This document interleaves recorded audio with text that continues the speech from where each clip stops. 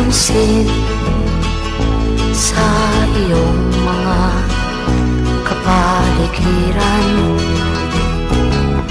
Kay dumi na ng hangin, pati na ang mga ilog natin.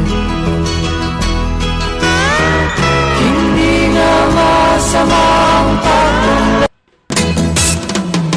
Wala ka ba napapansin sa iyong kapaligiran? Ay